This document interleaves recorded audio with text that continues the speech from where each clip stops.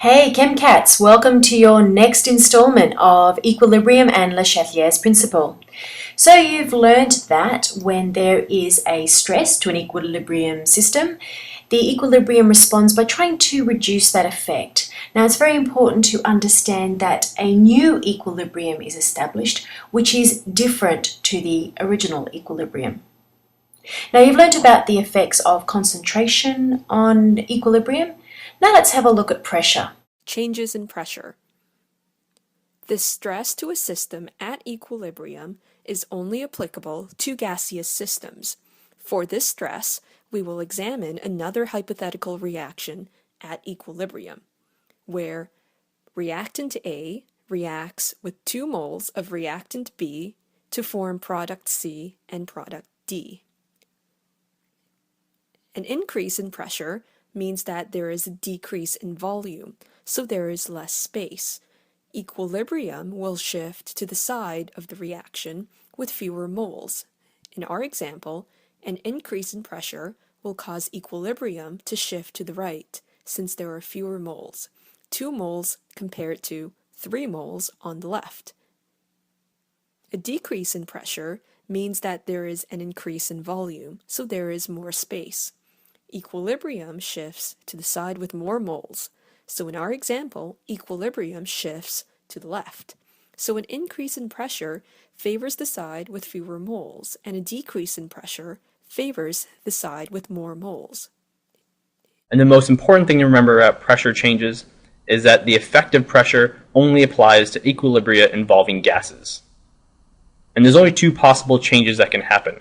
I can increase pressure, or I can decrease pressure. Now let's think about how these stresses can be counteracted. If I increase the pressure, the system is going to try to reduce that pressure.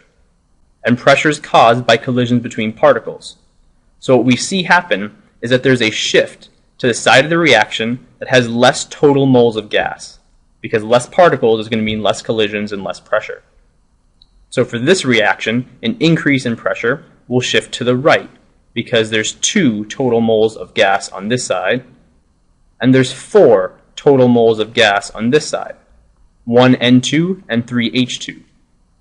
And lowering pressure is going to be the opposite. There's going to be a shift to the side with more moles of gas. So when you're trying to evaluate the effect of pressure on an equilibrium, the first thing you need to do is count the total moles of gases on the reactant side and on the product side and figure out which one has more.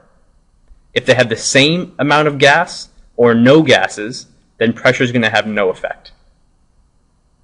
And so let's say we're looking at this reversible reaction where we have dinitrogen tetraoxide, which is a clear gas, which can move reversibly to nitrogen dioxide, which is going to be a reddish-brown gas.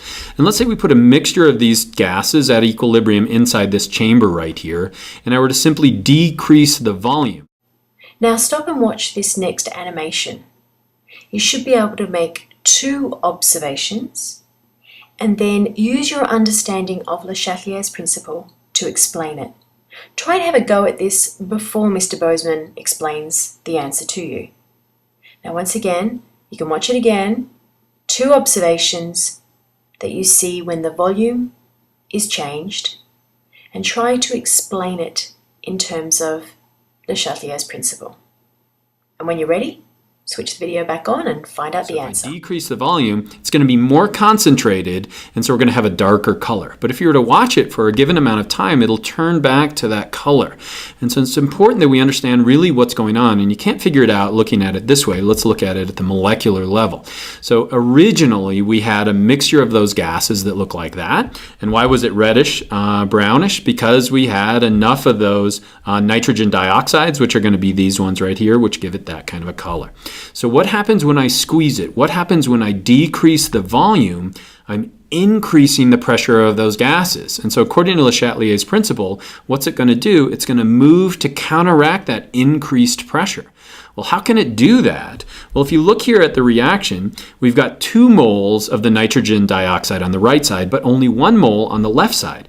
And so if we could move this reaction from the right to the left, we can decrease the number of moles that we have, and we can alleviate some of that pressure. And that's really what's going on. And it's going to take a little bit of time for that to occur, but that reaction is switching from the right back to the left. Okay, now try and explain what you see in this next video clip. It is a vessel with dinitrogen tetraoxide and nitrogen dioxide in equilibrium, and then a change happens. How does the equilibrium try to reduce the effect of that change? Yeah, a darker colour, went from a sort of fairly light brown to a fairly dark brown. All right, so now describe what just happened in the context of the equation you have in front of you. What's been talked about so far is changes in total gas pressure. But what about changes in partial pressure? That is where the pressure of only one of the gases in the reaction changes. If this happens, it's easiest to think about it in terms of changes in concentration. Let's look at this example with nitric oxide reacting with oxygen to give nitrogen dioxide in an equilibrium. If there is an injection of oxygen, which will increase the partial pressure of the oxygen gas, this will have the same effect as increasing the concentration of oxygen. So the equilibrium will shift to the right to try to minimize the effect of this change. Now let's consider the effect of an inert gas on an equilibrium reaction. The inert gas is not involved in the reaction, so it won't have any effect on the concentration of the reactants or products. Yes, it will change the overall pressure of the system, but it won't shift the equilibrium because it has no effect on the concentration of reactants or products. Now let's consider the effect of a catalyst on an equilibrium reaction. It'll speed up both the forward and the reverse reaction.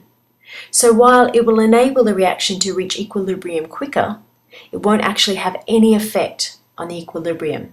This next animation tries to explain it a different way. Addition of a catalyst does not affect the position of equilibrium as it increases the rate of both the forward and reverse reactions. It only quickens the attainment of equilibrium. Let's return to the example of you digging a hole and your friend refilling it while you dig. Imagine that you are both given much larger shovels. The size of the hole still remains constant, but with each dig or fill, more soil is removed or filled.